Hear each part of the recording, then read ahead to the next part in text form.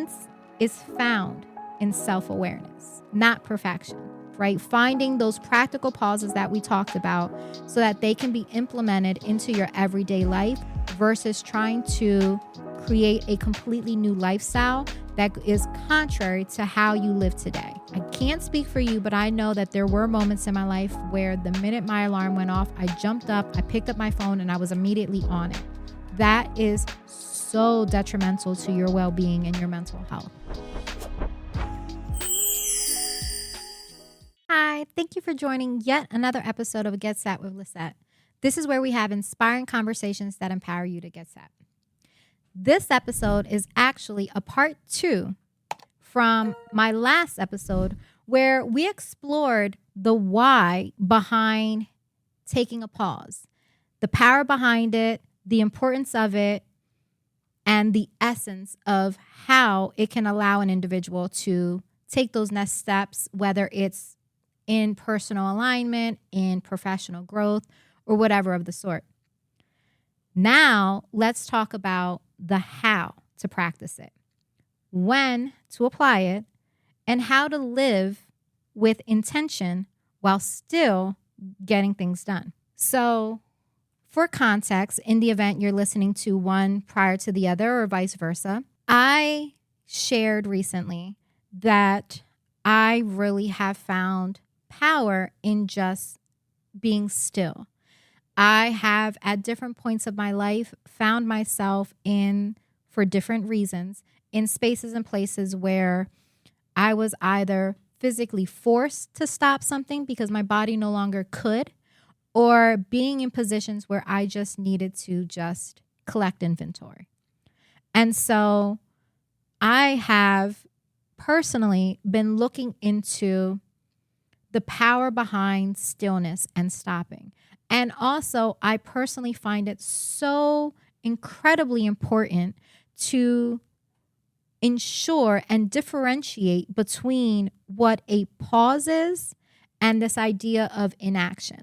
Because to take inventory and to give yourself grace to be still and to stop should never be confused with inaction. And I believe that with my core. I also personally believe that in stopping and in pause, in those moments of pause, should I say, is where breakthroughs occur. And it's where I've gotten my best moments of redirection, my ideas of where I need to go and what I need to do, and my moments of taking real action and exiting different things and starting completely anew. And so I just wanted to recap quick, depending on if you're listening in sequence or watching in sequence, or you're just catching an episode randomly. I wanted to make sure that I just shared briefly what that first part meant and the importance of stillness and grounding yourself. It's a practice that I have done at different points in my life and something that I'm being very, very intentional today and who I am and the woman that I am today and the direction that I hope to go into, ensuring my ability to be fully authentic, extremely intentional with every word that comes out of my mouth, every action that I take, and every decision that I make. So if you didn't catch it, part 1, it's giving you the idea and the concept around and the beauty around the pause.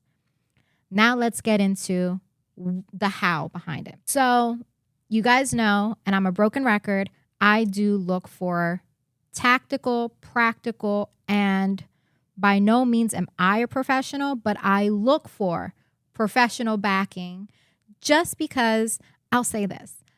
I get the idea of having platforms where you can just talk, right? I want you to know me and I want to get to know you, and I do want there to be an opportunity for connection.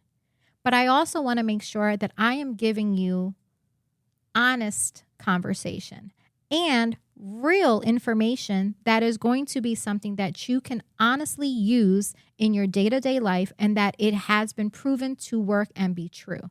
I don't ever want to be the individual that just says something to say it and then, God forbid, someone practices something and finds a differing experience. So I say that because these practical ways that I've found have actually been like proven to have worked. And I do have in here some studies on different ways of pausing and the manner in which they worked. I say that so that you know that there is some statistical and scientific truth behind this. So now let's talk about those ways. One thing that you can do when practicing pauses is those micro pauses. I know for, again, part 1, I talked about that 4-7-8 breath work technique. Again, it's inhaling for 4 seconds through the nose, holding that breath for 7 seconds, and then exhaling through the mouth for 8. If that's something that you're like, it's too much science behind it, just pausing for 60 seconds are what we consider micro pauses. It's ensuring that you take a moment to pause and be intentional with your breath before responding to a situation. Another practical way that you can practice pauses, if you're at a point where you want to take it like a little higher, or in the words of my father, kick it up a notch, is scheduled stillness. And so when I say scheduled stillness, it is literally creating white space in your calendar. And I say it that way so that you have a visual idea of what that means. When we put stuff on our calendar, we block out time. We block out this and that. Be intentional with that white space.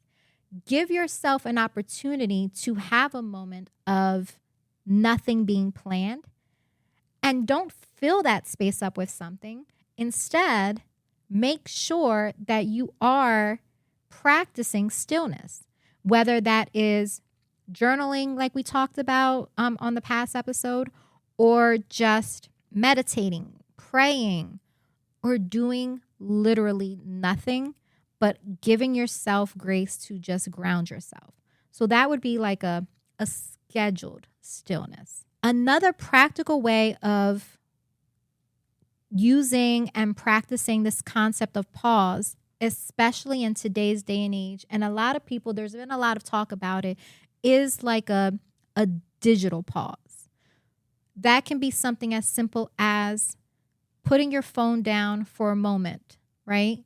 Not touching it for X period of time.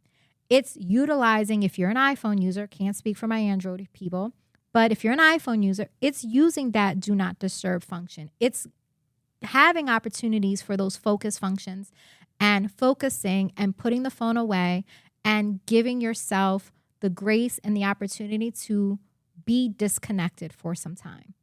That to me is still a pause. It's a digital pause that we'll call. And another way of pausing is that mindful transition. So ways that you can do that is longer periods of time of just you and your thoughts. Moments that I've used this concept to give you some practical ways to do this are not having any music or being on the phone or doing anything when you're in your car, right? When it's just you by yourself and there's no one in the car, have a moment of quiet. Drive without anything on. Do your best not to multitask and just drive, which you need enough mental capacity for that. Don't fill it with anything else. Give yourself time to do that. Other little ways to implement this where it's not taking too much in this is in your shower, right? When you take a shower, and we all talk about it, those are the moments where you get the best ideas. When you're in the shower, be intentional with that time. Give yourself an opportunity when you're showering to ground yourself again. Question, am I in alignment? How do I feel today? Where am I out of sorts of whatever that is? Be true with you and your body and give yourself an opportunity during that shower to just be still. Spend 30 seconds of just standing in the shower and letting the water just like consume you and fill you and give you an opportunity to just breathe through it and just be present. These small little changes and modifications in your life of this intentional pausing can benefit you in ways that you may not even understand. Now, again, I've talked about what those things are and the 4 different components: mental, spiritual, physical. We've already had those conversations, part 1. So again, very no shame in it plug for the last episode. Definitely get back into that. But now let me talk about what some of those proven benefits have been in the past. Studies have shown that practicing this concept of pause has provided or improved emotional regulation.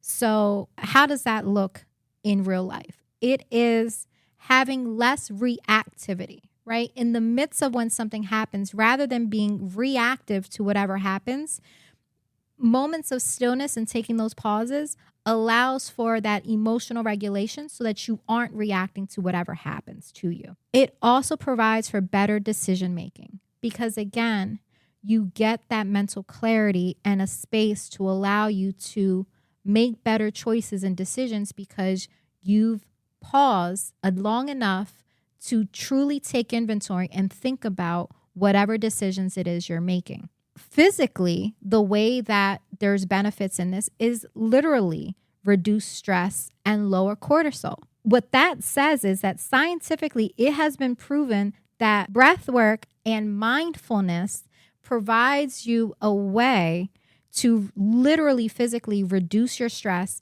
and bring down your levels of cortisol, which is basically that stress management chemical. I am not a scientist, but that's basically what cortisol is. And it increases creativity and enhances productivity. So again, talk about a catch-22. You can be more productive when you make and create space for yourself to pause and have those moments for you and yourself.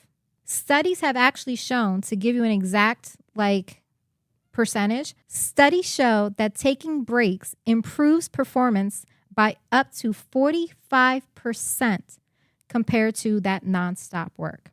45% is significant. Now, like I said, I definitely did some even further research in this and looked at 4 in particular studies on ways that this concept of pausing have shown up and the ways that they work. When it comes to the concept of improving emotional regulation and that decision making, researchers at the University of California, Berkeley, found that mindfulness and short pauses throughout the day led to greater emotional regulation, including reduced impulsivity and heightened self-awareness. The participants that engaged in this daily mindful pauses were, are you ready? 32% less reactive in high stress stimulation and reported more aligned decision-making over an 8-week period. So what that means in real time is that a pause helps you respond, not just react, giving space for those harder decisions that you end up having to make in life.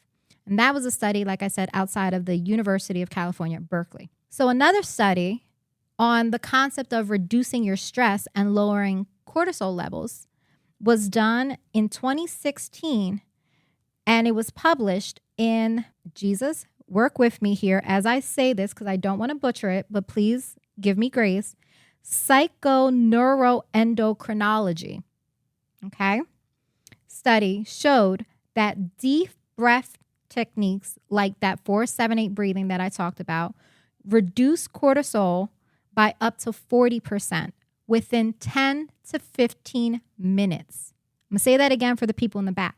Utilizing that 4-7-8 breathing technique reduce cortisol levels up to 40% within 10 to 15 minutes. This is life-changing, okay? This can literally, stress kills. This can save a life, taking this intentional breathing and this intentional stillness. The participants that were practicing this conscious breath work had lower heart rates and improved sleep, and they reported feeling calmer within their day-to-day. So again, this concept isn't just like a vibe. I'm not saying this just for it. Like, this is actually physically providing benefits to oneself in as quick as 10 to 15 minutes. And now I looked up another study when we talk about that increased focus and productivity. In looking at these different research studies, we're noticing that this concept of pause, when looked at from a practical standpoint, it isn't just a concept on doing something just for the sake of.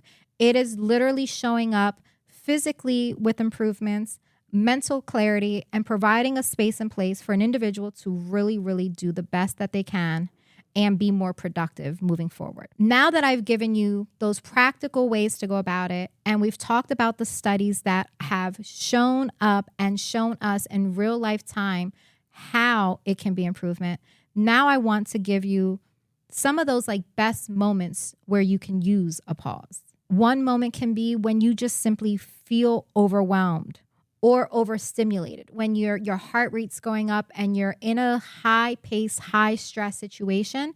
That is a moment where you can respond and listen to your body and really look to just take that moment for pause. Another moment is in those heated arguments that you may be having with a peer, a colleague, a loved one, a family member. In those moments of heated conversation, rather than just react to what is being provided to you, take that moment of pause, stop, collect inventory of self, and then respond accordingly.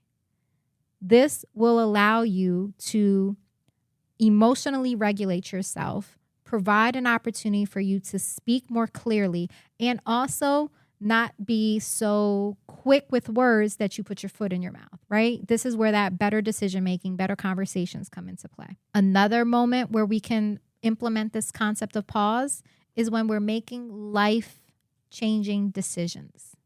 Whether that is a big move or a job change or an opportunity of sorts, or fully going into a whole different direction in life, right? Those are moments where those pauses become essential. It's just good to pause in moments of transition in your life. During any transition of any sort, having moments of pause and stillness are life-changing and game-changing on how you move. And finally, and the way that I practice it and that it shows up day in and day out is right before starting or ending your day. Start your day in stillness. Don't just jump up out of bed. Take a moment when you open your eyes to just do some breathing techniques, ground yourself to the awareness of what's happening around you. Give yourself those seconds at times that are necessary of just being still before you get up and go. I can't speak for you, but I know that there were moments in my life where the minute my alarm went off, I jumped up, I picked up my phone, and I was immediately on it. That is so detrimental to your well-being and your mental health. Take moments to just acknowledge that you're up, know that you have things that you have to do, but take those seconds of pausing and be one with yourself, get going for the day. Same with how you end it. Do that same practice. Before you lay your head on that pillow and you close your eyes, ensure that you have created a space where you have an opportunity to get rid of those thoughts that are lingering, put down the phone and have it away from you. Turn off. I know everyone has their preference, but I believe, and studies have also backed me up, but not having anything on electronically, whether that's a TV or anything else, again, that is a different conversation for a different day, and everyone has their own thing. But having moments of stillness before you go to sleep will also reduce that cortisol and allow you the ability to be able to sleep more soundly. And the reason why I bring this up is because, again, with staying true to self and with being my best to be intentional with everything that I talk about and what we do, this idea of pausing is so that you can start to become more purpose-driven and still productive. It gives you an opportunity to be both productive and intentional. You have an opportunity to be able to do things with more intentionality to ensure that you are being true to everything you've got going on. And honestly, it allows you to be more consistent, right? And mindful, because you're now making decisions and you're moving from a place and space where you are in every moment, whether it's that overstimulated situation or feeling overwhelmed or in the middle of a transition like we talked about, or all of these big transitions of life. If you practice stillness, you put yourself in a place to be more productive and more consistent. Build this concept of pause in your routines, whether morning, night, midday, making that white space like we talked about. Create a physical trigger if you need to. Sometimes, for those that aren't watching, you're not gonna be able to see if you're just listening, but I tend to, it's dual use. Right here on my wrist is literally just a hairband, right? I use it because I have a lot of hair and it's thick and I put it away, like put my hair up. But I also have moments where I'm just like taking it, kind of using it to just play with, but also being intentional and reminding myself to be present in the moment, to be there and to just make that space. Do that. I do it with a hair band right now, but I've known people that have used rubber bands, opportunities, or have a bracelet on that they touch. That physical component can really also be beneficial in the use of this concept of pause. When you're ready, and not everyone can do this, but if you're a person that wants to take it to another space, like I've said in the past, journaling and having this active journal can also be a way to go about it. You see, you have to just remind yourself and give yourself permission to say, I give myself permission to pause, to breathe, and to be. You have to be intentional in that arena and ensure that you are giving yourself that space and permission to do so in order to be more mindful, more consistent, and more productive. So now, with all of what I've given you today, right, let me try and sum it all up in my key takeaways from today's episode. The first key takeaway is the pause is a power move, not a weak one. So what does that mean? Choosing to pause is not a delay in progress. It's a way to protect your peace, sharpen that idea of your purpose, and show up with more intentionality. My second key takeaway is the concept of what we talked about, having those practical pauses and that they can be built into your everyday life, right? Finding those practical pauses that we talked about so that they can be implemented into your everyday life versus trying to create a completely new lifestyle that is contrary to how you live today. Small steps lead to big changes. My third key takeaway is that the science supports the stillness. I shared with you a few studies and researchers that have shown and done work in this concept of pausing, concepts of breath work. It's out there. The science supports it. There is an opportunity to improve your quality of life by taking a moment to pause and create those opportunities throughout your day as you move forward. And my last key takeaway is that balance is found in self-awareness, not perfection. So when I say self-awareness, that's where the concept of pause comes from. It is saying, I am present, I know where I am, I'm reminding myself of my own personal values, my mission, my vision. I am aware of if it's a high stimuli situation or you're feeling reactive, I am aware of my emotions.